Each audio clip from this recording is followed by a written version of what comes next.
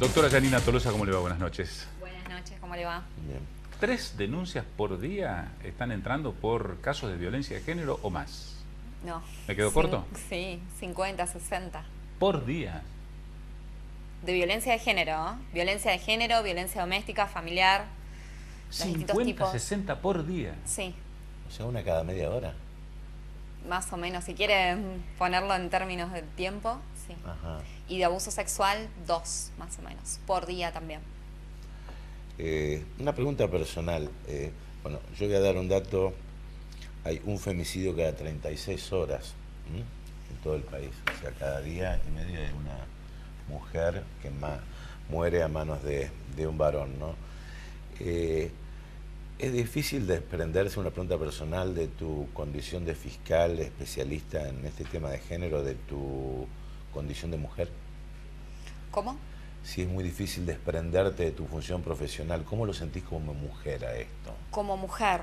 Sí. No, me aparto de mi Apártate función de de como fiscal. fiscal. Difícil. Indignante. Indignante, sobre todo dentro del género. Muchas veces a mí, yo lo que siempre apunto es que la mujer tiene que empoderarse. Cualquier función tenga, donde esté, en el ámbito en que esté, que tenemos que tener más fuerza aún de la que ya tenemos y que estamos cobrando hoy en día.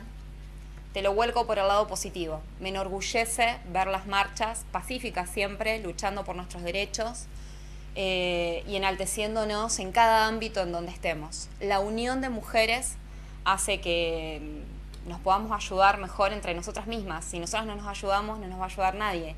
Y la perspectiva de género, lamentablemente, la tenemos que tener todos, hombres y mujeres. Hoy todos en los el que Poder formamos Judicial hay parte. esa perspectiva de género, esa mirada con perspectiva de género. En el Poder Judicial Sí.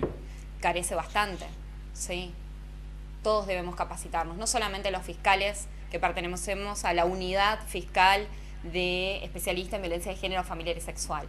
Todos los fiscales deberíamos estar capacitados en eso, los defensores también, los jueces también, todos los operadores, porque todos representamos al Estado en nuestra función y el Estado a su vez tiene obligaciones internacionales en materia de derechos de género.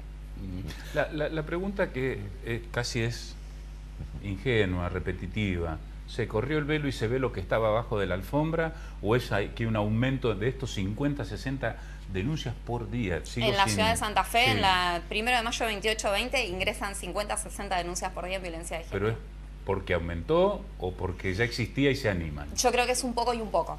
Creo que la violencia de género existió siempre, que en el último tiempo se empezó a visibilizar toda esta situación, que los derechos de las mujeres empezaron a ser cada vez más vistos desde otro lugar, desde otra perspectiva, que se empezaron a analizar, a ponerse como sobre la mesa de debate, y que eso hace de que muchas mujeres reconozcamos que fuimos violentadas en algún momento de nuestras vidas. A mí me pasa de que yo me reconozco como feminista hoy y me doy cuenta de que en realidad lo fui siempre, con mis planteos, mis reflexiones, con las cosas que me pasaban internamente como mujer, como vos Claro. hoy preguntaste. Uno se va reconociendo con todo este movimiento. Entonces eso es lo bueno. Y de ahí también tiene que ver con que hay mujeres que hoy se reconocen, entonces hoy van y denuncian y tienen un lugar donde son escuchadas. Y hay muchas más herramientas que antes. Entonces eso hace de que la demanda aumente en la justicia. Ahora, Yanina, se modificó la figura penal, ¿no? Del femicidio, o sea, del femicidio como agravante, ¿no? Se suprimió aquella emoción violenta que en su momento se planteaba como un atenuante en este tipo de casos. Se visibilizan más las luchas. ¿Y por qué crecen los femicidios? Es decir, se agravó la figura penal. La lucha está permanentemente en los medios y en la calle. Y cada vez hay más casos. Y cada vez hay más casos. El derecho penal no tiene la solución. Sí, nadie va con el Código Penal abajo del brazo, como dicen algunos juristas, ¿no? No tiene la solución, lamentablemente. Es una cuestión criminológica, habría que hacer más estudios desde esa perspectiva. ¿Por qué crecen? La verdad, no lo sé. Lo que sí sé es que la sociedad toda está cada vez más violenta. En los distintos ámbitos que se dan, en lo laboral, no solamente en la cuestión de violencia de género. Y la verdad que es inexplicable, es inexplicable. Ahora, ¿cómo hace una mujer encerrada, digamos, en el ambiente intrafamiliar? Porque tengo entendido que entre el 70 y 80% se produce en el ámbito familiar. Es más o menos así. Sí, esa sí, la cifra. violencia de género está íntimamente relacionada con los Sí. sentimientos, con los vínculos sentimentales. Sí, es decir, la agresión o el abuso sexual al hijastro o la violencia. Es decir, la mujer muchas veces se siente atrapada en esa circunstancia y dice, bueno, es el sostén de mi familia, no puedo denunciarlo por las represalias, el día de mañana viene y se lleva a mis hijos. ¿Y cómo hace una mujer frente a este tema? Bueno, hoy por hoy, como dije, hoy cuenta con lugares y personas, organismos que la escuchan. Primero, eso en principal. Y segundo, se le provee de un montón de recursos para protegerla, asistirla, contenerla. Es decir, un abordaje integral. El tema es que esta mujer esté preparada también a recibirlo. La víctima de violencia de género está sumergida en un conflicto muy complejo donde los sentimientos están de por medio. Entonces hay hijos en común, hay sostén económico que tiene que ver más que con un sostén económico, con un control económico, hay violencia económica ahí. Entonces la retractación está a flor de piel en un montón de todas estas denuncias. La cantidad de denuncias, muchas, se traban muchas veces por esta cuestión de que no se puede avanzar en la investigación porque la misma víctima viene momentos después o estando detenido. A mí me ha pasado más de una vez que viene la víctima y me dice, sí, pero Janina, es mentira lo que dije, quiero decirle al juez, ¿a quién le tengo que decir? Te tengo que decir a vos, liberalo, me vienen a reclamar que los libere.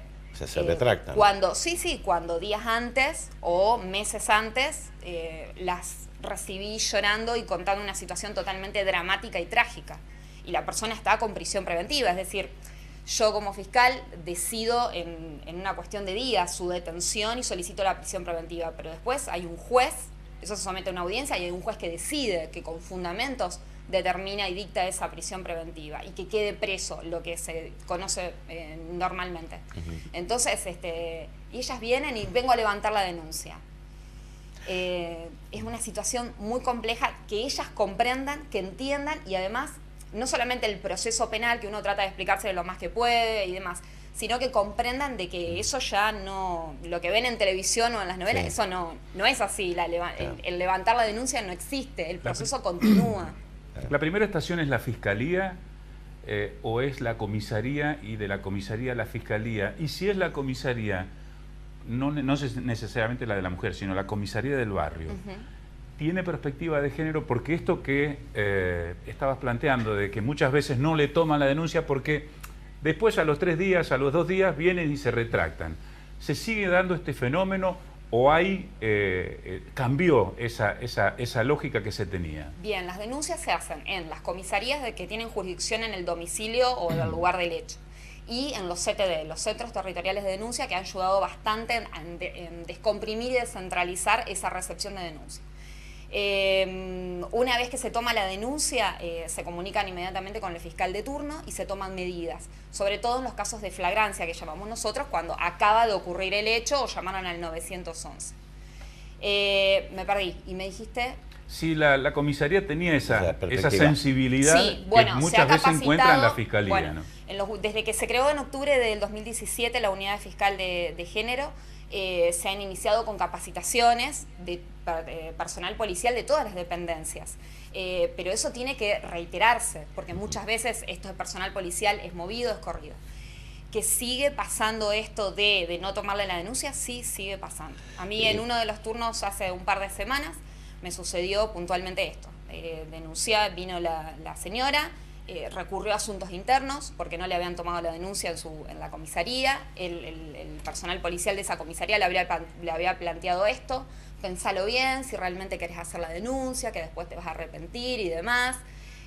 Recurrió a asuntos internos inmediatamente actuó, se comunicaron conmigo, yo tomé medidas, ordené la detención, solicité la prisión preventiva y el juez dispuso la prisión preventiva.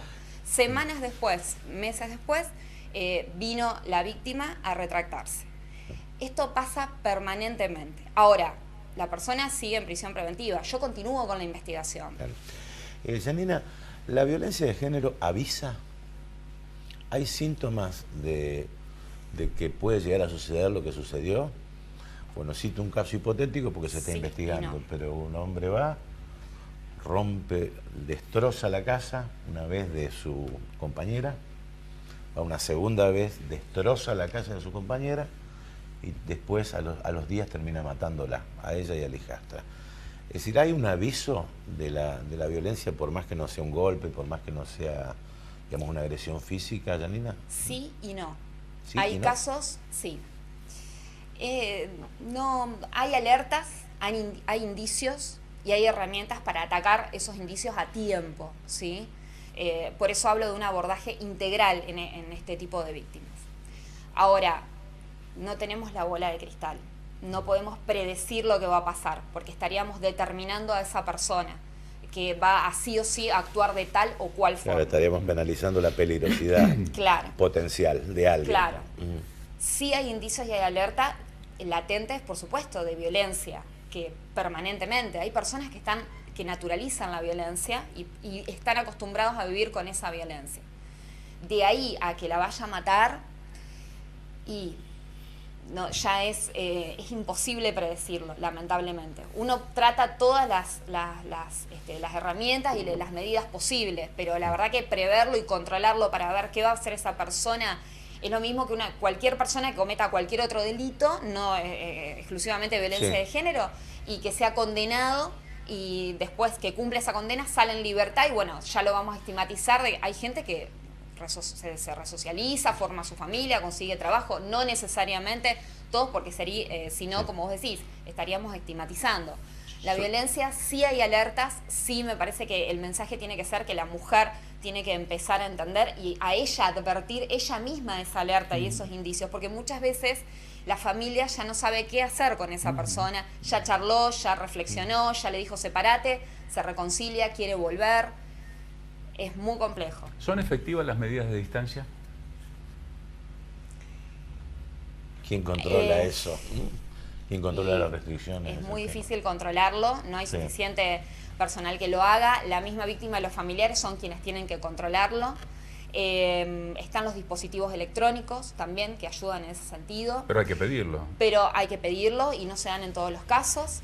La tobillera, por ejemplo, hoy en la provincia de Santa Fe no contamos más, ya se agotó el stock y solamente funciona en Santa Fe y en Santo Tomé. En la zona de la costa, por ejemplo, de Rincón, no tienen el 911, no tienen la llegada del 911 y por lo tanto no se puede implementar ese dispositivo electrónico. Y por más que quisiéramos, no hay stock actualmente. Pero al margen de eso es cuestión de prisión domiciliaria, que no es para, insisto, no es para todos los casos. Es muy difícil controlarlo, pero sí funciona a la idea de como advertencia para el imputado, porque se le van cerrando los caminos, como digo yo. Uno lo imputa, se hace la denuncia, lo imputa, empieza la restricción, ayuda muchísimo la restricción en este sentido, en una advertencia ahora sí, no como violencia de género, sino para el imputado, se le van cerrando caminos, se te da una oportunidad, se te puso una restricción, la restricción no la cumpliste una vez, 2 veces, volviste a lesionarla, volviste a amenazarla, se van acumulando delitos y eso hace que la pena en expectativa sea alta, que las medidas y las penas que se puedan pedir sean mayores, entonces eso hace de que después las posibilidades de cerrar ese caso sean más difíciles para el imputado y más fácil para la víctima. Janina, digamos como un primer paso para evitar situaciones y sobre todo tu mirada como mujer y feminista, ¿es un paso adelante la ley de acoso callejero, por ejemplo? Sí, es un paso adelante. ¿Sí? Es un paso adelante. Hay muchos casos que nosotros no sabíamos ni teníamos cómo resolverlo porque no llegaba a configurar un delito y de ahora en más, a partir del nuevo Código de Convivencia, nosotros tenemos la posibilidad, sí, de implementar una restricción o medidas cautelares que tienen que ver con esto, con un freno a estas situaciones que antes no estaban reguladas y la víctima también sabe que puede ser protegida en esta situación también. Antes había que decirle, no hay delito, no podemos hacer nada, no podemos actuar. Hoy la regularización de estas conductas, por más que sea una contravención, nos permite a nosotros, a los fiscales y al actor penal en este nuevo Código de Convivencia, en nuestro nuevo procedimiento, ¿sí? Que pasó al nuevo sistema, que respeta la Constitución y demás, avanzar en este sentido y tomar medidas. Bueno, muchísimas gracias por estar aquí, muy Bueno, amable. muchas gracias a ustedes. doctora, Un muy gusto. amable.